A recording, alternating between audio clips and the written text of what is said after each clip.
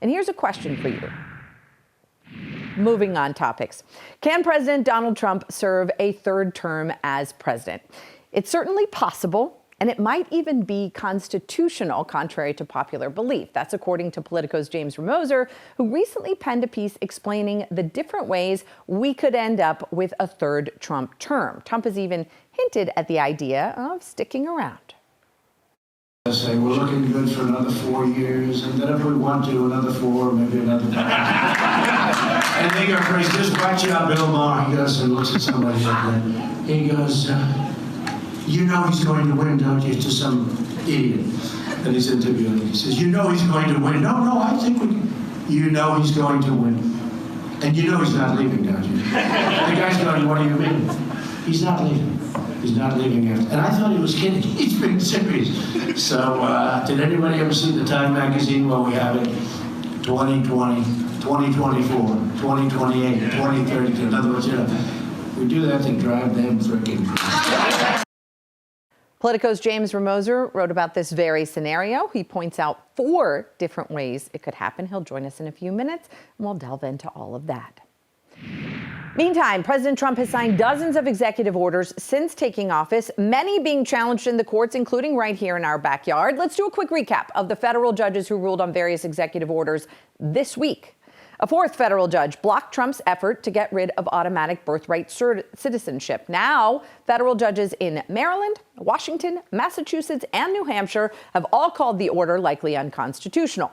Meantime, a federal judge in Massachusetts cleared the way for the administration's plans to allow tens of thousands of federal employees to resign now and still get paid through the end of September. Judge George O'Toole lifted his temporary freeze on the program, reasoning that the federal employees union who filed the challenge didn't have standing to sue. Also, a judge has blocked Trump's efforts to move trans women to men's prisons. And one of Trump's own appointees, D.C. federal judge Carl Nichols, extended his order blocking the administration from placing thousands of USAID workers on leave, unable to access work-related technology, and in some cases, life-saving security systems that are put in more dangerous locations around the world where our employees are working. Also, a federal judge in Rhode Island said the Trump administration violated his court order to unfreeze millions of dollars in federal loans, grants, and aids. When the Trump administration tried to appeal that decision, the federal appeals court overseeing cases out of Rhode Island rejected them. And the administration appears to be responding with a similar theme.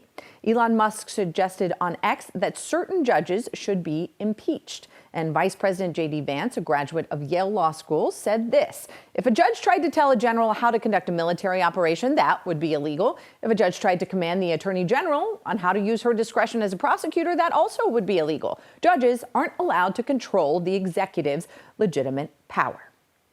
And finally, in Maryland, a Baltimore judge blocked Trump's efforts to restrict gender-affirming health care for trans people under the age of 19.